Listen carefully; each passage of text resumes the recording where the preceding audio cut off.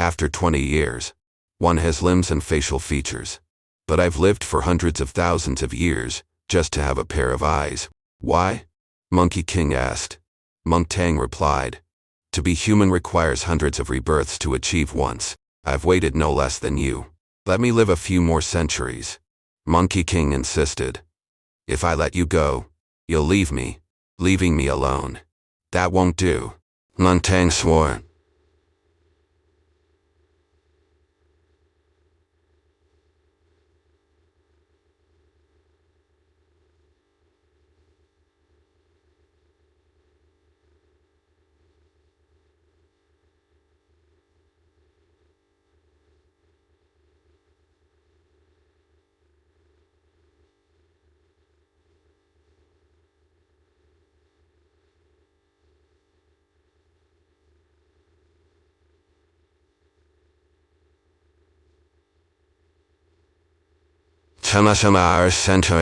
I won't leave.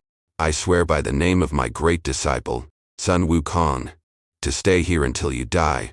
Hey, don't lick me, okay? I'm dirty. The monster wondered. Sun Wukong? Seem to have heard of that. Can't remember much. Do you have other disciples? Monk Tangs chuckled. Yes, my second disciple, Jubiaji, is quite fat. The monster demanded. Then call out a few more times. Jubiaji interjected. Master has already called out the 134th time.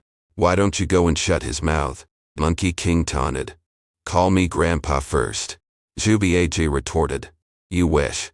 Ah. Take your foot off my back if you dare to fight. Monkey King gloated. Still not convinced after getting beaten like this. I don't believe I can't tame you. The sounds of battle echoed through the sky. Monk Tang gasped. Can I have a drink of water before shouting? Monkey King judged. Forget it. They've probably run off already. The monster suddenly said. Wait, I think I hear the sound of slaughtering a pig. Monk Tang guessed. That must be my two disciples fighting again. The monster threatened. Regardless, I'll eat you first. Then find them. Monk Tang quickly improvised.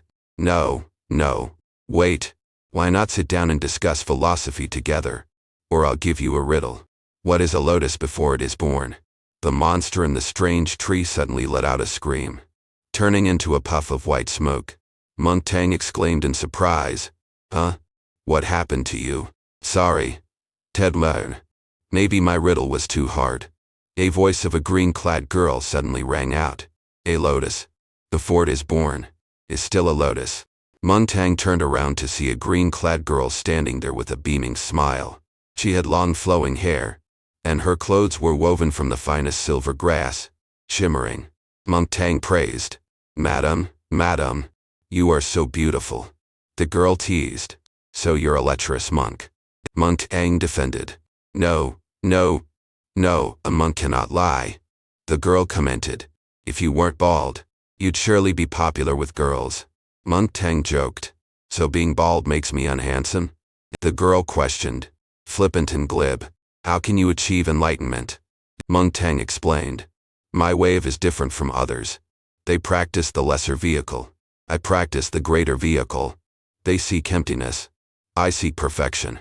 The girl wondered. Greater vehicle? Never heard of it. Monk Tang confessed. Because I haven't figured it out yet. The girl recalled. I've only heard of a man named J. Ink Hanzi who questioned the lesser vehicle Buddhism and sought to comprehend it himself. He ended up going mad and was trapped in endless cycles. Monk Tang scoffed. He was just dumb. The girl suddenly changed her tone. What right do you have to say that? With one finger, he could pierce the heavens, while you're just a mortal groveling before monsters. Monk Tang honestly said. Because I want to live, I cannot hide my true desires. Just as I cannot pretend to be indifferent when I love beauty. The girl accused. You, with your mortal eyes, how can you understand the creation of all things, where appearances are but illusions? Monk Tang retorted.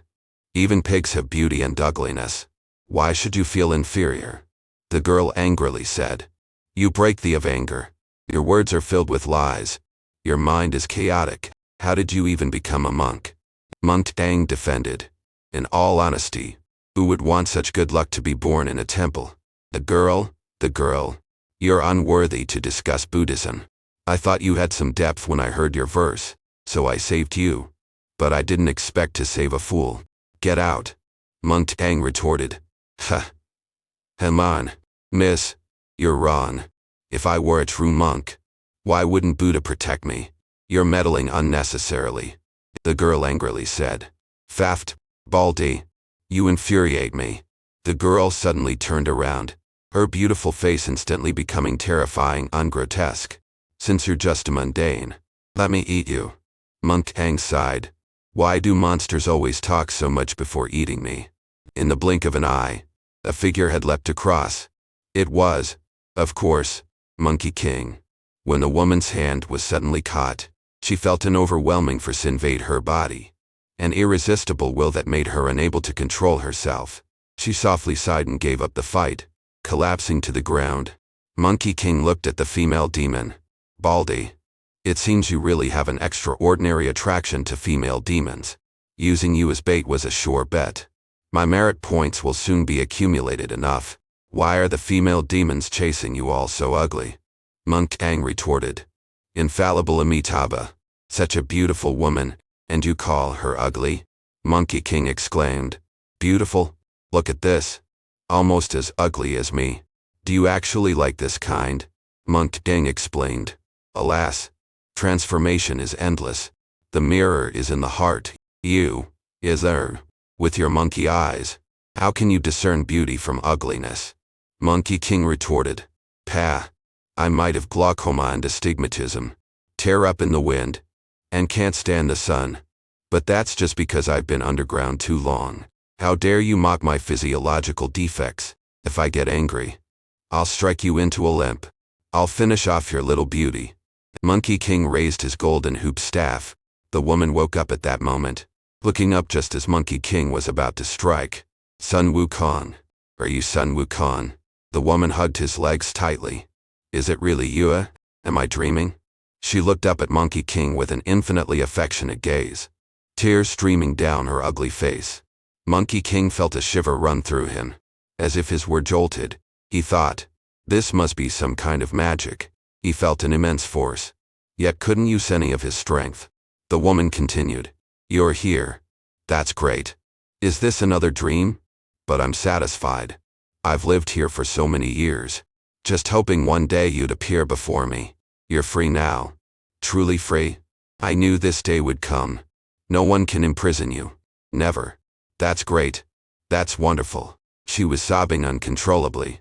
Monkey King mustered his internal strength, and with a rise, the woman was flung out, crashing into a tree that snapped in half. Monkey King coldly said, Huh. And learn. You indestructible demon. Do you think this trick works on me? Crying? It won't help. I've never blinked when killing.